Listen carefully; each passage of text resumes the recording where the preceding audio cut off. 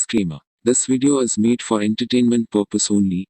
It doesn't mean to hurt any. And don't take it seriously.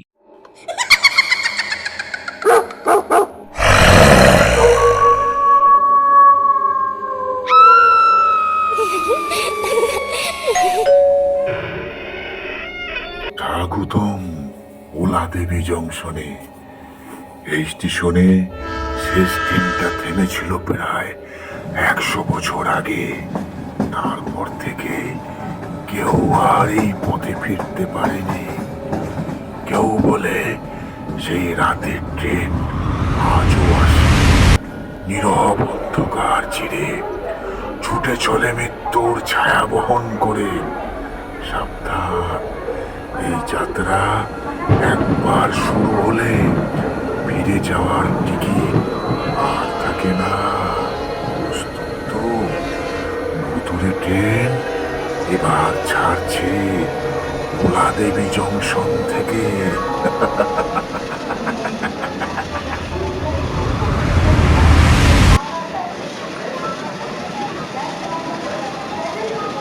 আজও নবদ্বীপের রাত্রে শোনা যায় অদ্ভুত ট্রেনের হুইসেল।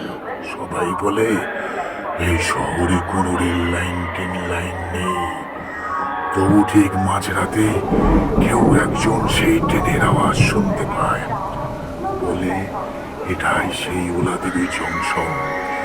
এখানে একদা এক মন্দিরের নিচে নাকি ছিল দেবীর আসন, কিন্তু লোভে পড়ে মানুষ সেখানে রেল লাইন বসিয়েছিল। আর সেই রাতেই শুরু হয় এক অদ্ভুত অভিশাপ। যে ট্রেনে যাত্রী ছিল 86টি, কেউ আর গন্তব্যে পৌঁছায়নি। পরদিন সকালে শুধু পাওয়া গিয়েছিল ধোঁয়ায় ভরা রেল লাইন আর পোড়া টিকিটের ছাই।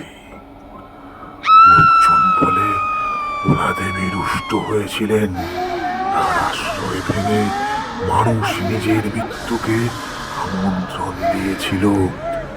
আজও যখন রাস পূর্ণিমা রাতে বাতাস ভারী হয়, স্টেশনের দিক থেকে ভেসে আসে সেই ট্রেনের শব্দ। কেউ বলে সেই ট্রেন আজও চলে অদৃশ্য ট্র্যাকের উপর দিয়ে। আর তার যাত্রী সব হারানো আত্মা, যারা এখনো মুক্তি পায়নি।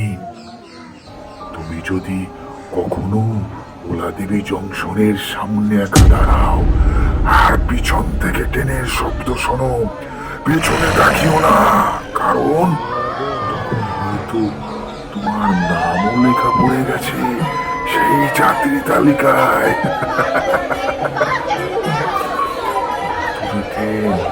ওলাদেবী জংশন এখন শুরু হচ্ছে তোমার